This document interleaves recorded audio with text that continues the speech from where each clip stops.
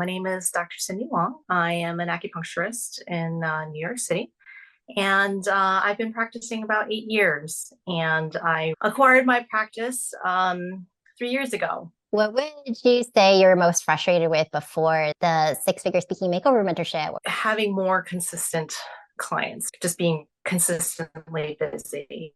The practice was running on its own prior to COVID. And so there was a lot of things already in motion already. So there was consistent patient load. But then after COVID, it changed because it wasn't quite the same in terms of obviously people coming into the city, people traveling, things like that. And so COVID really changed the game in terms of like how to practice as a practitioner.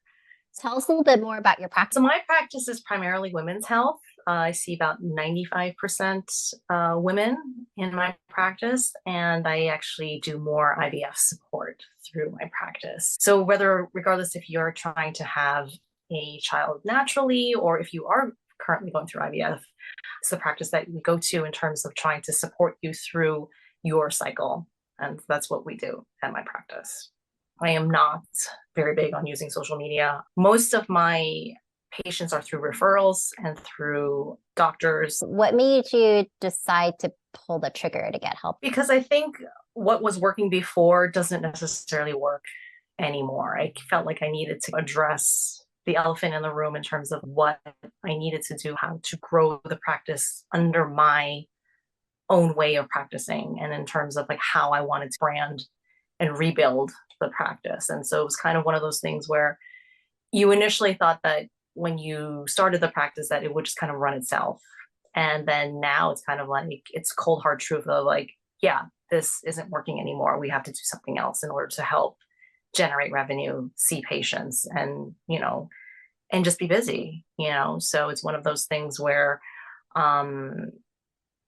yeah, we're busy, but it's like, it's not the type of busy that I would like it to be. It's not where it once was. And so I like it to get back to that point, and if not be better than where we were before.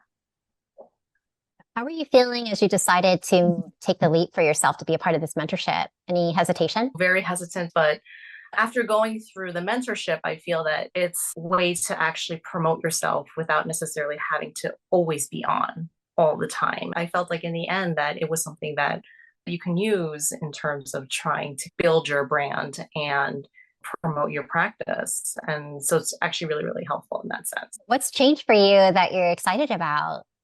I'm actually working on doing speaking engagements, and I'm looking into potentially also do a speaking engagement with the fertility clinics that are actually coming into New York later in the year. And so I've definitely reached out and see if they do need a speaker at their convention, just because that's also another way to I can potentially promote myself, or I can also, like the clinics that I already work with, to do a Q&A for their patients, or just like to do some kind of upcoming support for them while they go through their upcoming cycles.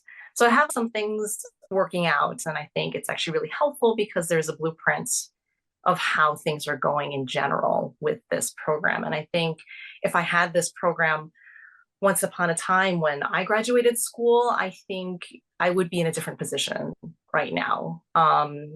Granted, I'm not saying that, school wasn't great. It's just, I think with practice management, I feel like it's a different animal because you are in school to learn to take care of patients rather than managing your business. And I think this is actually really, really helpful in terms of trying to give you the foundation of what you can do for your business as your business grows and as you grow as a person. So I think that's really helpful. What was it like for you to have the done for you templates and scripts?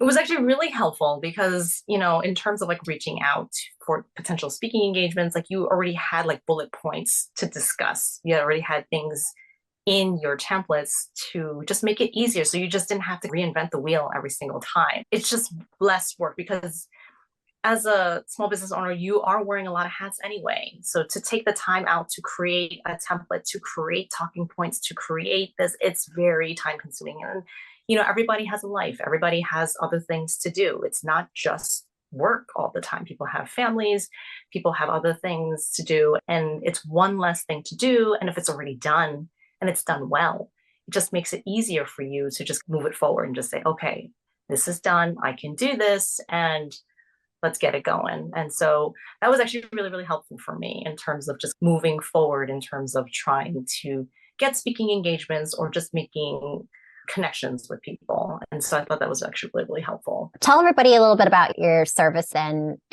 what you charge as well. So we do acupuncture to supplement the IVF process. And so some patients, if ideal patients, are patients that we can see up to like 2 months before their IVF cycle starts, just to help manage lifestyle, diet, stress, exercise, and like hydration. And so that's like the ideal patient. But that's usually not the case in general. In most cases, patients come in like a month before their IVF cycle. And what we're doing is that we're trying to help manage the inflammation, the circulation, and the stress that they're going through the cycle. And so if you can manage all of that, that actually gives you a better shot at having a viable pregnancy toward the end. And so that's the goal. The goal is to have like a month's worth of treatments so that once you go back in for the pregnancy test is positive. And so that's the goal in the end. And so I normally charge $210 for the initial consult, and that's including treatment, and follow-up visits are $135 for 45 minutes. And that's usually about a month to 6 weeks worth of treatment for twice a week for the month. And that's the general package for most patients as they go through the IVF process. It's a cash-based practice, right? Yes, we don't take insurance, no. And so we do offer the forms that you can do to file a claim if you need to. Tell us a little bit about your practice over the years as well. So when I first started as a practitioner, it was just more of it was just work. It wasn't really trying to manage my business. I actually worked for other practitioners for a very, very long time just to kind of hone my skills and try to like improve on my bedside manner and things like that.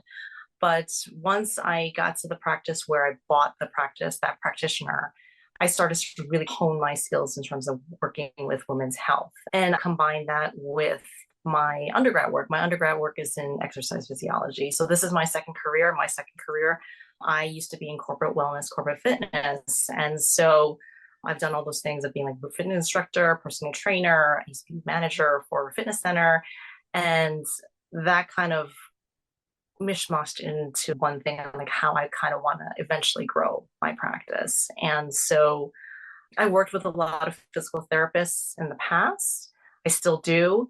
But right now I also work with a lot of fertility clinics. And that's where my practice has evolved to kind of piggybacked along my personal journey when I decided myself that's kind of how it happens. It happened very organically, but that's where the direction of the practice kind of changed, like after I decided that I wanted to have a family. So yeah, it was something that I've been working on the last 3 years, and I'm going to try to continue to grow that and to manage that into something bigger and greater, and maybe into more speaking engagements like in the future, more so not necessarily practicing as much, but definitely more education, because education is also something that I'm also interested in too. I'll give back a little bit. And so that's where I am at this point in terms of the practice now. Wonderful. Super exciting. Tell us a little bit about provider referrals. So with provider referrals, my practice has always been based on provider referrals. I've actually worked with a lot of the major clinics in New York. And so they actually refer our practice within their own practice as well. And so it's like multiple doctors that refer. So I have a handful of doctors that always refer to me. And now I realize that I have other doctors within their practice that are also referring to me. And I've never met them, but I do send them emails, once their patient comes in, just to acknowledge that, thank you for the referral. Thank you for working with me. Thank you for trusting in my care. And so it's been very nice, but I feel like there's also like another step I can do, like an in-house for their patients that are potentially going through this, get them like support that they need, because that's also a number one complaint about patients. How has this been different from other business trainings that you've had in the past? Other business trainings were very kind of cut and dry, and it was very it was not very hands-on. It was terms of like, okay, you got to do this. And if you don't do this, then nothing is going to happen. And it was also not really self-reflective. I felt that it was also really helpful in terms of this mentorship and trying to help yourself, because you're helping yourself as you go through the process. Like you're trying to reflect on like how you want to grow your own business and how you want to do things as a practitioner, as a business person, and it just makes it a little bit more insightful in terms of like traditional programs that I've done in the past. And in the past, it was more like you do this, you do this, and you do this. And if you don't do it, then it's not going to happen for you. And so it's very different in the sense that it's more reflective how you want to manage your business and how you want to run your business. And I thought that was actually really, really great in terms of this particular program. I thought that was something that I'll walk away with and be very, very happy about. What was the hands-on help like for you during the mentorship? I thought that it was actually really helpful because it was more of like getting feedback.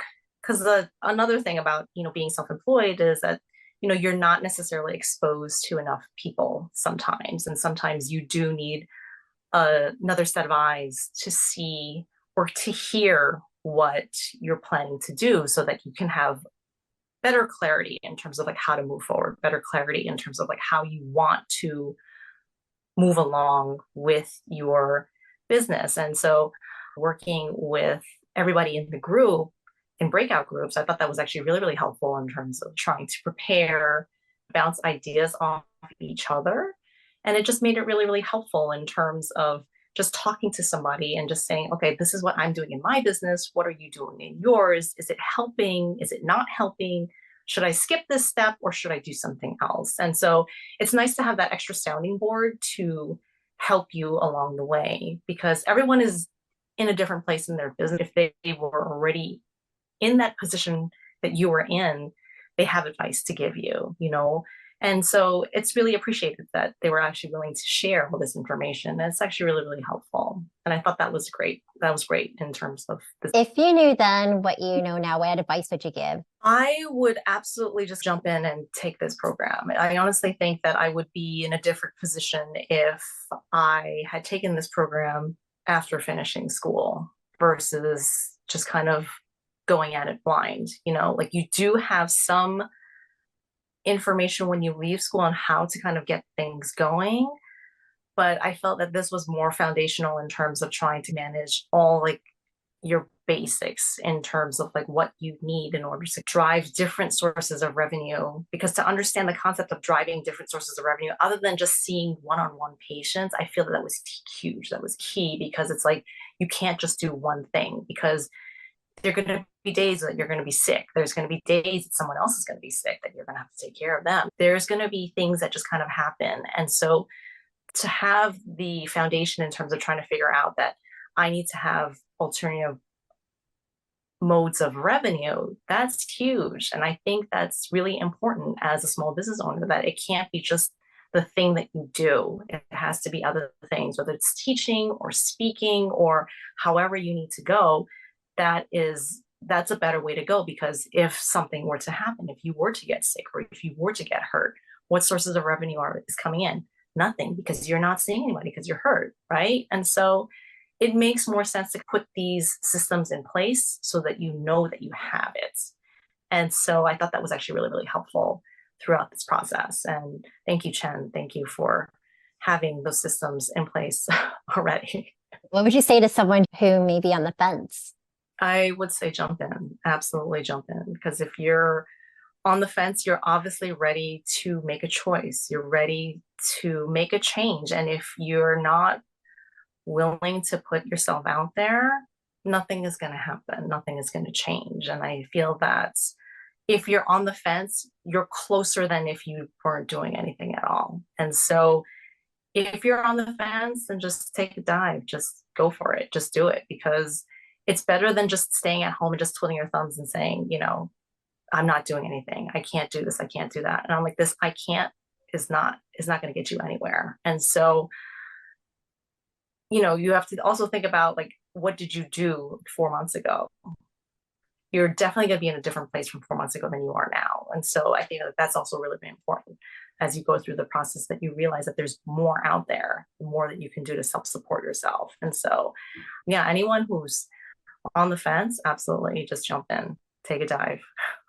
Well, thank you so much for taking the time to share your journey, and so wonderful to see how you progressed, and yeah, these wonderful possibilities of opportunities coming up too. So congratulations, and thank you for taking the time to share.